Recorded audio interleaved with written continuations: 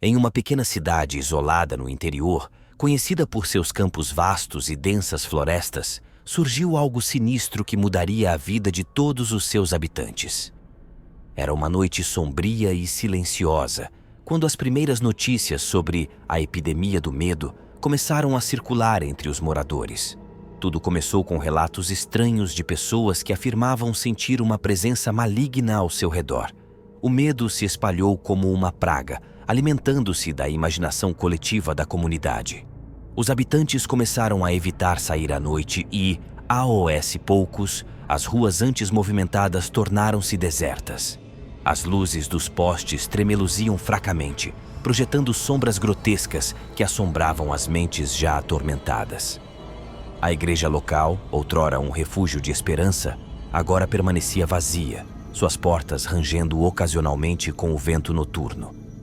Rumores de visões assustadoras e sussurros demoníacos pairavam no ar, intensificando a atmosfera de terror que envolvia a cidade.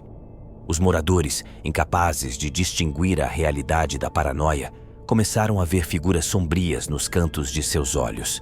Alguns alegavam ouvir risadas sinistras ecoando pelas ruas vazias, enquanto outros insistiam terem sido tocados por mãos invisíveis. A cada noite, a intensidade do medo crescia, alimentando a epidemia que se espalhava como uma névoa negra. Um jornalista, determinado a descobrir a verdade por trás da epidemia do medo, começou a investigar. Conforme mergulhava nas histórias assustadoras dos habitantes, ele próprio começou a sentir a presença ameaçadora que pairava sobre a cidade.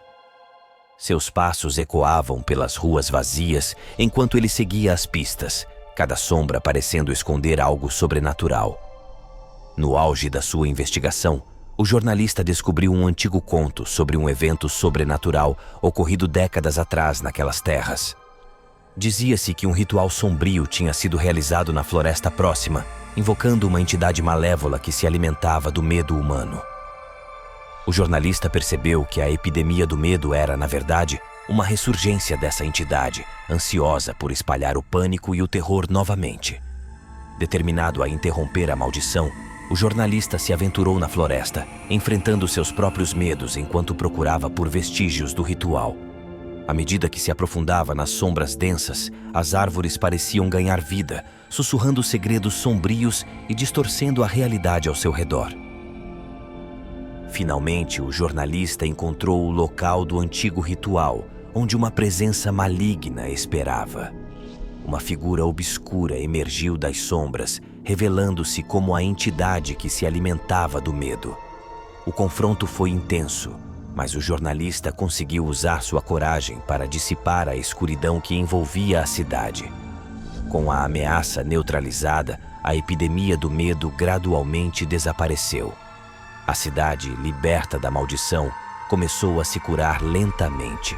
No entanto, as memórias daquela noite assustadora nunca foram completamente apagadas, e a floresta continuava a guardar seus segredos sombrios, esperando pacientemente por uma nova oportunidade para espalhar o medo novamente.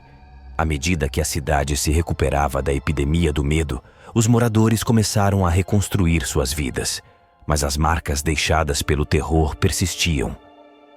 Muitos se perguntavam se a entidade maligna tinha sido completamente derrotada ou se apenas aguardava nas sombras, esperando uma nova oportunidade para ressurgir. O jornalista, apesar de ter enfrentado a entidade e dissipado a escuridão, continuava assombrado por visões perturbadoras. Pesadelos recorrentes o atormentavam, e ele percebia que algo permanecia ligado a ele desde o encontro na floresta. Determinado a entender a verdade por trás de sua conexão com o sobrenatural, ele decidiu investigar mais a fundo. Enquanto explorava os arredores da cidade, o jornalista descobriu que alguns moradores ainda guardavam segredos relacionados à epidemia do medo. Entre eles, uma senhora idosa revelou ter conhecimento de um antigo livro proibido que continha informações sobre o ritual sombrio realizado décadas atrás. Esse livro, segundo ela, estava escondido em uma biblioteca abandonada na periferia da cidade.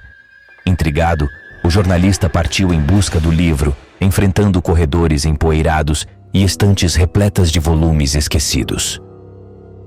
Quando finalmente encontrou o tomo antigo, ele descobriu que continha rituais e encantamentos que permitiam a manifestação de entidades das sombras.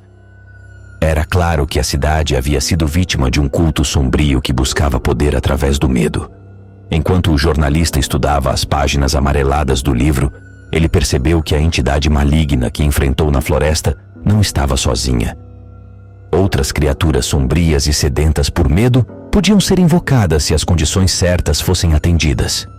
A cidade estava em constante perigo e a batalha contra as forças sobrenaturais estava longe de terminar. Determinado a proteger a cidade, o jornalista embarcou em uma missão para desativar os rituais que ainda podiam ser ativos. Ao longo de sua jornada, ele enfrentou desafios terríveis, encontrando segredos enterrados sob camadas de folhas e escuridão. Cada confronto com as entidades sombrias testava sua coragem e resistência. No clímax da sua busca, o jornalista descobriu um local de poder, onde os rituais podiam ser desfeitos. Com a ajuda de conhecimentos adquiridos no livro proibido, ele realizou uma série de rituais inversos, desfazendo as conexões sombrias que alimentavam as entidades malignas. Uma aura de luz envolveu a cidade, dissipando a escuridão que por tanto tempo a assombrara. À medida que os últimos rituais eram desfeitos, as entidades sombrias desapareciam, deixando a cidade em paz. A população, aliviada, começou a se libertar do medo que a havia aprisionado por tanto tempo. O jornalista, exausto mas satisfeito, sabia que a batalha contra as forças sobrenaturais poderia não ter um fim definitivo, mas ele havia trazido alívio à cidade, pelo menos por enquanto.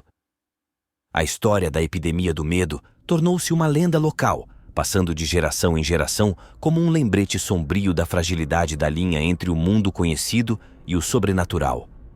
O jornalista, agora marcado por suas experiências, continuou a viajar, buscando compreender os mistérios ocultos que permeavam o mundo, sempre ciente de que as sombras podiam se agitar novamente a qualquer momento.